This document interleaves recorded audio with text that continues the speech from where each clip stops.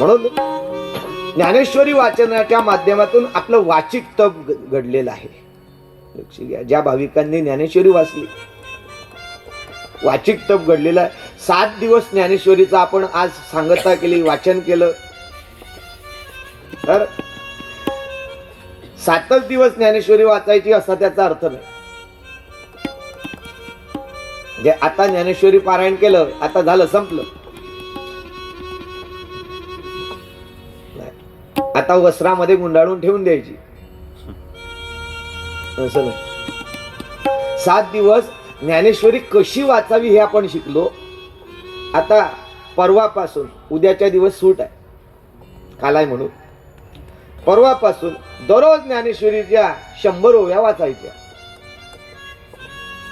वाचणार की नाही? आजी एकट्या बोलल्या, कुलकर्णी आजी, बाकीचे सगळे साशंक आहे. कारण निश्चित खात्री आहे आम्ही वाचणार. वा वा.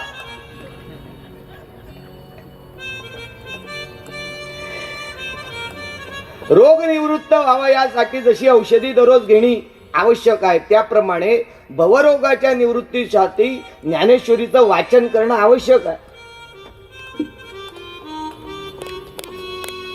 आपण सगळे रोगी आहोत महाराज, आणि तो रोग प्रत्येकाला आहे, म्हणून कोणाला रोग वाटत नाही, है की नाही? प्रत्येकाला जी गोष्ट सामायिक असते, सर्वसमावेशक असते, तिला दूषण कोणी म्हणत नाही. ते कल्चर होतं, ही संस्कृती होते महाराज. म्हणून भवरोगाला कोणी रोग म्हणत नाही, कारण सगळेच रोगी आहे. तो भवरोग म्हणजे जन्म मृत्यूचा रोग प्रत्येकाला आहे. त्या रोगातून बाहेर पडायचं असेल तर ज्ञानेश्वरी भेषजम, ज्ञानेश्वरी हे त्याचं औषध आहे. लौकिक रोगाच्या निवृत्तीसाठी जशी आपण औषधी घेतो, तसं भवरोगाच्या साठी औषध असलेली ज्ञानेश्वरी दररोज वाचली गेली पाहिजे. वाचा. काल सांगितलं, वाचाल तर वाचाल. आळंदीमध्ये एका दुकानाचंच नाव आहे, वाचाल तर वाचाल. लक्षात, श्लेष अलंकार आहे.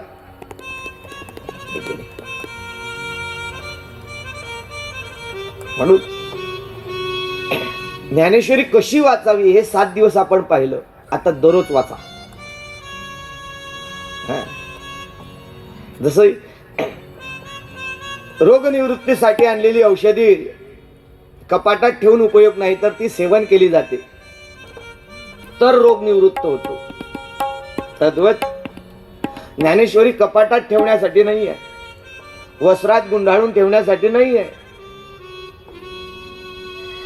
वाचण्यासाठी आहे. ही ज्ञानेश्वरी जर वाचली तर जनाबाई म्हणतात पंढरीचं दर्शन होतं. वाचावी ज्ञानेश्वरी, वाचावी ज्ञानेश्वरी, वाचावी ज्ञानेश्वरी, वाचावी ज्ञानेश्वरी.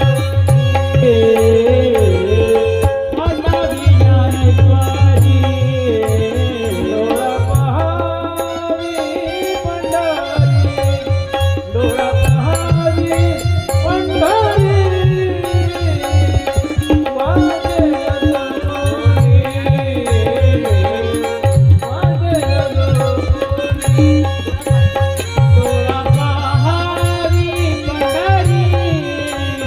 डोळा पहावी पंढरी.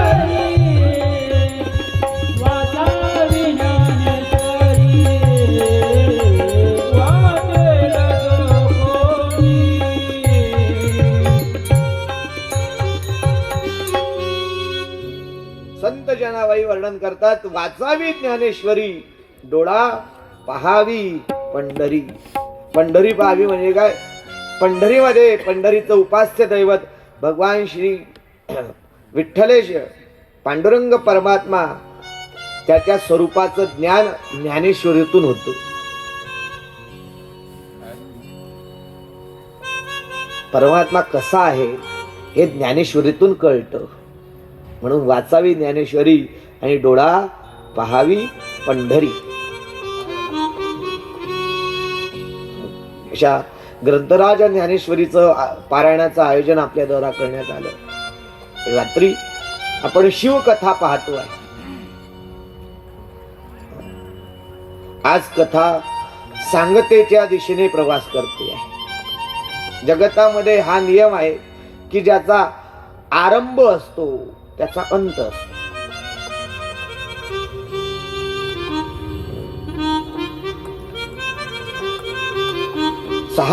सात दिवसांपूर्वी सुरू झालेला हा वाकयज्ञ आज पूर्णाहुतीला प्राप्त होतो.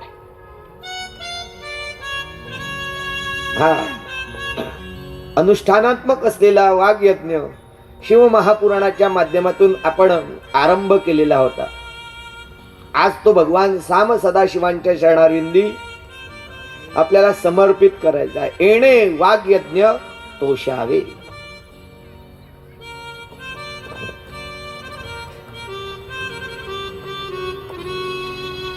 गेल्या 7 दिवसांपासून आपण भगवंताच्या लीला चरित्रांचं चिंतन पाहतो आहे. भगवान साम सदाशिवांच्या कृपेने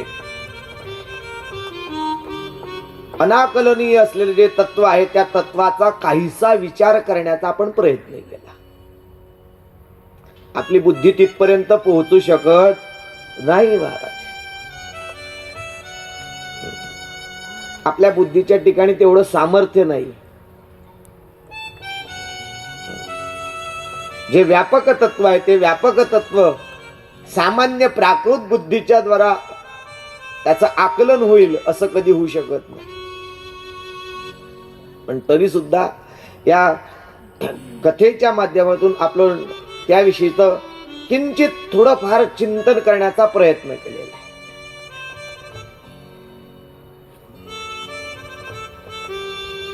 भगवान साम सदाशिवांची ही कथा लोककल्याणासाठी भगवान साम सदाशिवांच्याच मुखारविंदातून प्रकट झालेली आहे.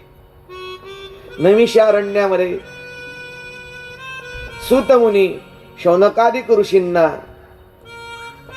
आणि प्रयाग या क्षेत्रामध्ये व्यासमुनी हीच कथा प्रतिपादन करीत आहेत.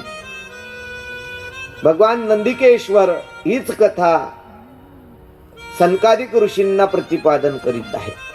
तीच कथा आज आपण या ठिकाणी श्रवण करीत आहोत. परंपरा आहे महाराज ही. आपल्या शास्त्रामध्ये वैदिक वाङ्मयामध्ये संत वाङ्मयामध्ये तुम्हाला कधीही असं दिसणार नाही, कुठलाच व्यक्ती असं सांगणार नाही की मी सांगतो. तुम्हाला एक परंपरा दिसेल की माझ्या गुरूंकडून आम्ही हे श्रवण केलं. एवं परंपरा प्राप्त मिमम राजर्षो विदु सकाले नेह महता योगो नष्ट परंतप. ही परंपरा आहे. एकापासून दुसऱ्याकडे, दुसऱ्यापासून तिसऱ्याकडे. आज जगतामध्ये जितकं काही ज्ञान आपल्याला दिसतं त्या सगळ्या ज्ञानाचा उद्गम भगवान साम सदाशिवांपासून आहे. कुठलंही ज्ञान असो, ते प्रपंचाचं ज्ञान असो का ते वैदिक ज्ञान असो, ते औपनिषदिक तत्वज्ञान असो का कुठलं ज्ञान असो, भगवंताच्या प्राप्तीसाठीचे 3 मार्ग शास्त्रामध्ये वर्णन केले. कर्म, उपासना आणि ज्ञान. या 3 मार्गातूनच वेद आपल्याला वेगवेगळे साधन सांगतो. कांडत्रयात्मक असलेला जो वेद, जो अपौरुषेय आहे,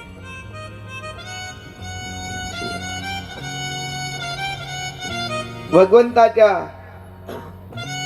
श्वासातून प्रकट झालेला हा जो वेद आहे, यस्य निश्वासितम वेदाः यत ऋग्वेदो यजुर्वेदो सामवेदाः. जयाच्या निश्वासी वेद झाले, जयाच्या निश्वासी जन्मले वेद राशी, ज्याच्या निश्वासातून वेद राशी या प्रकट झालेल्या आहेत. तो वेद 3 कांडांचं प्रतिपादन करतो. कर्मकांड, उपासना कांड आणि ज्ञानकांड. त्याला ज्ञानयोग, उपासना योग आणि क्रिया योग म्हटलं जातं. त्यासाठी आपल्याला भगवंतांनी 3 साधनं दिलेली आहेत. सूक्ष्म चिंतन आहे, जरा एकाग्रतेने ऐका. भगवान साम सदाशिव माता पार्वतीला हा